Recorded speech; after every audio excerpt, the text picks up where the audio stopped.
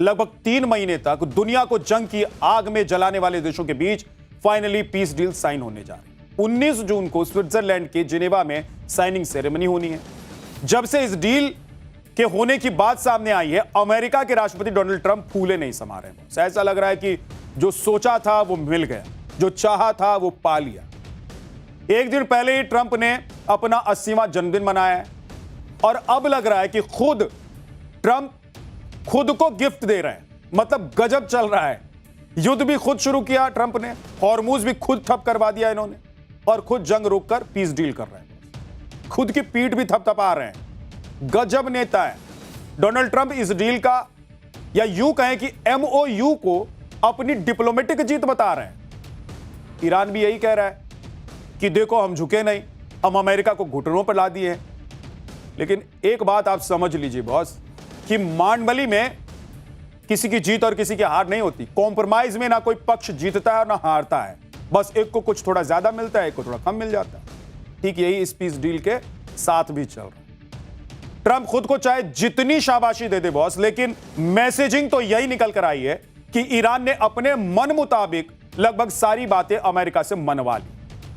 और तो और जो अमेरिका और इजराइल युद्ध से पहले और पूरे युद्ध के दौरान गलबहियां करते हुए दिखाई दे रहे थे, इस डील ने उस रिश्ते में भी खटास और दरार पैदा की। कौन क्या कह रहा है यह आज आपको बताने, यह भी बताऊंगा कि 108 दिनों के लंबे संघर्ष, तमाम बार हां ना के बाद ईरान के तबाही झेलने और ट्रंप के उलटने पलटने के बाद निकली ये पीस डील कैसे एक पतले धागे से बंधी हुई है, जो कभी भी किसी भी मोड़ पर टूट सकता है।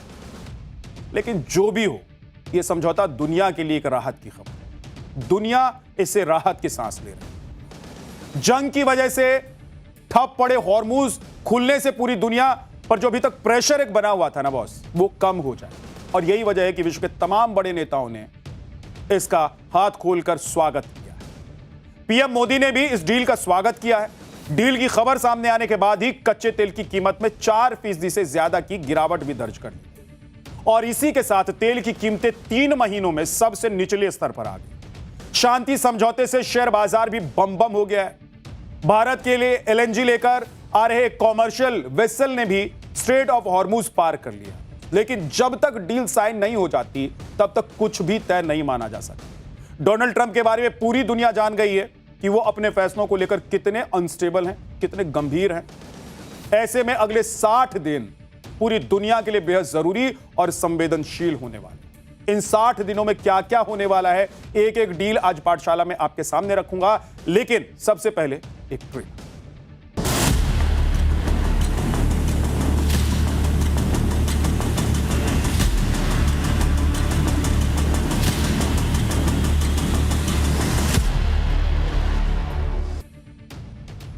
मैं आपको बार बार कह रहा हूं बॉस कि ये जो डील है ना, अभी अधर्म है। और क्यों कह रहा हूं ये आपको आगे बताऊंगा, लेकिन पहले आपको वो 14 पॉइंट्स बता देता हूं जो इस पीस डील के आधार माने जा रहे हैं, यानी कि जिस आधार पर ये डील होने जा रही है। हालांकि ये 14 पॉइंट्स ईरान की तरफ से बताए गए हैं और अमेरिका ने इन पर अभी कोई जवाब नहीं दिया है। लेकिन अगर ईरान इतना खुल्लम खुल्ला डील की बातें दुनिया को बता रहा है तो इसमें सच्चाई तो जरूर है। एक बार ये 14 पॉइंट्स क्या हैं वो बता देता हूं आपको, उसके बाद आगे की बात बताऊंगा। लेबनान समेत सभी मोर्चे पर सैन्य कार्रवाई को तुरंत और हमेशा के लिए खत्म करना, ईरान के अंदरूनी मामलों में दखल ना देना और ईरान की संप्रभुता का सम्मान करने का अमेरिका का वादा। 30 दिनों के ब्लॉकेड को पूरी तरीके से खत्म करना, ईरान के आसपास के इलाकों में अमेरिकी सेना को हटाना, 30 दिनों में अंदर ईरान की व्यवस्था के तहत हॉर्मुज स्ट्रेट को फिर से खोलना, ईरान के तेल, पेट्रोकेमिकल उत्पादों और उनसे जुड़े एक्सपोर्ट पर लगी पाबंदियों को हटाना, एनर्जी एक्सपोर्ट से होने वाली कमाई तक ईरान की पूरी पहुंच, ईरान के लिए कम से कम $300 अरब के पुनर्निर्माण प्लान पेश करने का अमेरिका और उनके सहयोगियों का वादा, परमाणु मुद्दों और पाबंदियों में बड़ी राहत पर अंतिम समझौते तक पहुंचने के लिए 60 दिनों की बातचीत का समय, परमाणु हथियार न बनाने के लिए न्यूक्लियर नॉन प्रोलिफरेशन ट्रीटी के तहत ईरान का फिर से वादा और इलाके में सैन्य तैनाती न बढ़ाने और बातचीत के दौरान नई पाबंदियां न लगाने का अमेरिका का वादा। बातचीत के दौरान ईरान की फ्रीज की गई $24 अरब की संपत्ति को जारी करना, जिसमें से आधी रकम बातचीत शुरू होने से पहले जारी की जाएगी। समझौते के लागू होने की निगरानी के लिए एक निगरानी तंत्र बनाना, यूएनएससी के प्रस्ताव के जरिए अंतिम समझौते को मंजूरी दी। अब यह तो हुआ ईरान का वर्जन, लेकिन डील पर अमेरिका भी अपना वर्जन दे रहा है। मतलब डील 1 और वर्जन 2। आपको अमेरिका का क्या वर्जन है वो भी बताने वाला हूं। ट्रंप कह रहे हैं कि पीस डील कंप्लीट हो गई, यानी कि पूरी हो गई, लेकिन ईरान कह रहा है कि नहीं भाई, ये तो अभी सिर्फ MOU है, यानी कि मेमोरेंडम ऑफ अंडरस्टैंडिंग है। अमेरिका कह रहा है कि शांति पूरी तरीके से स्थापित हो गई, लेकिन ईरान कह रहा है कि शांति तो तब आएगी जब अमेरिका इस पर कदम आगे बढ़ाए। यानी कि वॉशिंगटन जिस समझौते को कामयाबी बता रहा है, तेहरान उस पर कह रहा है कि पहले कमिटमेंट दो, उसके बाद आगे की बात बढ़ेगी। ऐसे नहीं चलेगा, जानते हैं आपको, आप कहते कुछ है करते कुछ हैं, शाम को कुछ बोलेंगे और सुबह फिर कुछ हो जाएगा। इसलिए ईरान चाहता है कि जो भी बातचीत हो उसको लेकर MOU हो, एक डील साइन। बॉस, ये ट्रंप के डेप्यूटी हैं, इनकी बात सुनकर एक बार को तो यह भी लग रहा है कि अमेरिका इस पूरी स्थिति में कहीं से भी कमांडिंग पोजीशन में है। हमारे यहां इसे चिरौरी कहना लोग पसंद करते हैं, चिरौरी कहते हैं लोग इसे। कहां तो ईरान से अनकंडीशनल सरेंडर करवाने चले थे, और देखिए अब हुआ क्या। बातों में आई इस नरमी की वजह साफ है कि मिडिल ईस्ट में शांति स्थापित हो, इसकी जितनी जरूरत ईरान और पूरी दुनिया को हो, उतनी ही जरूरत अमेरिका को भी है। लेकिन इतने दिन, इतने तमाम तामझाम के बाद, इतनी मातापच्ची करने के बाद भी कोई क्लियर ग्राउंड अभी भी निकल कर नहीं आया, दिखाई नहीं दे रहा है, जिसके आधार पर यह कहा जा सकता है कि हां भाई, दोनों पार्टियों में बात पक्की हो गई है। हिजबुल्लाह पर कोई क्लियरिटी अभी तक नहीं है। पूरी डील पर इजराइल का स्टैंड क्या है यह अभी तक क्लियर नहीं हुआ है। ईरान पर लगे सेंसर हटेंगे, कब हटेंगे इसका कोई जवाब अभी तक नहीं मिला है। अगर 60 दिन बाद बातचीत फिर फेल हो गई तो ऐसे मौके पर फिर क्या होगा, यह भी अभी तक नहीं किसी ने कुछ बोला है। और सबसे बड़ी बात और सबसे बड़ा सवाल जिसका जवाब अभी तक नहीं मिला है, वो ईरान के यूरेनियम के बारे में है कि आखिरकार ईरान के एनरिच्ड यूरेनियम का क्या होगा। ईरान पर अटैक करने के पीछे अमेरिका का सबसे बड़ा जो तर्क था, अमेरिका और इजराइल का, यही था ना जी, कि ईरान को न्यूक्लियर हथियार नहीं बनाने देंगे और कैसे भी करके उसके पास से एनरिच्ड यूरेनियम लेना है। लेकिन 108 दिन बाद हुआ क्या? ट्रंप कह रहे हैं कि ईरान का 440 kilo highly enriched uranium America लेगा, जिस पर ईरान की तरफ से जवाब आया है कि इस यूरेनियम को विदेश भेजना संभव नहीं है, असंभव है। अब अमेरिका आगे क्या करेगा यह भी देखने वाली बात है। क्या अमेरिका ईरान के यूरेनियम को किसी तीसरे देश में भेज देगा? क्या अमेरिका एनरिच्ड यूरेनियम की अनब्लेंडिंग डाउन ब्लेंडिंग करेगा, या फिर अंतरराष्ट्रीय निगरानी में यूरेनियम का यह स्टॉक ईरान में छोड़ दिया जाएगा? क्या होगा अभी तक कुछ समझ में नहीं आ रहा है।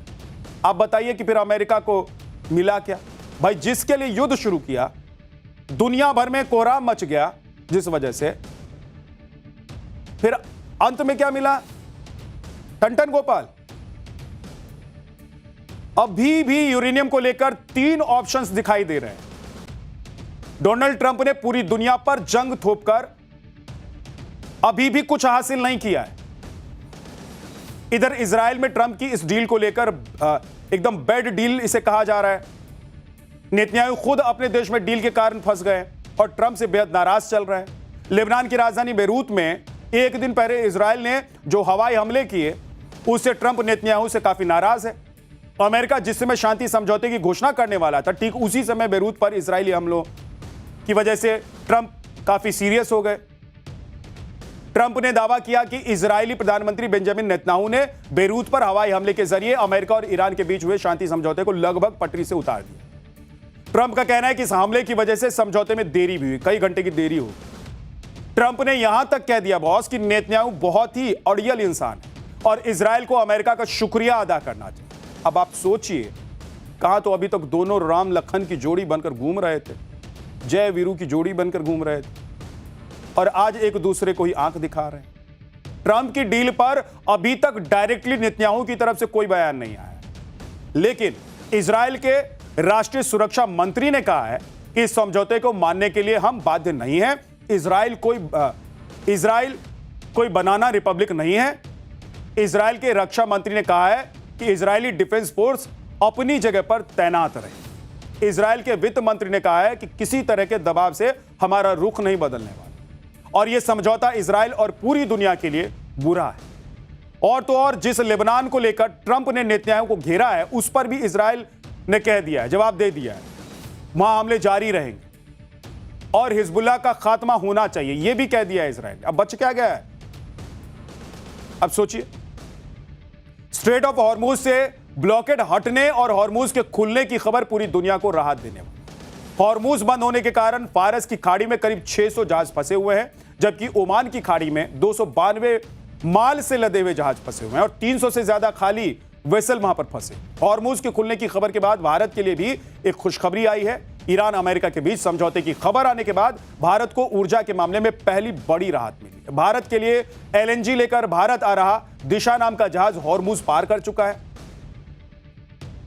और यही वजह है कि एक तरफ जब ये दुनिया भर को बताया गया है अमेरिका और ईरान की तरफ से कि समझौता होने जा रहा है, साइन होने जा रहा है और युद्ध रुक गया है, और दूसरी तरफ आप देखिए कि इजराइल का जो रुख है उसके बाद अभी भी पूरी तरीके से दुनिया के माथे से चिंता की लकीर मिटी नहीं है। हालांकि कुछ चीजें सामान्य होती हुई नजर आ रही हैं।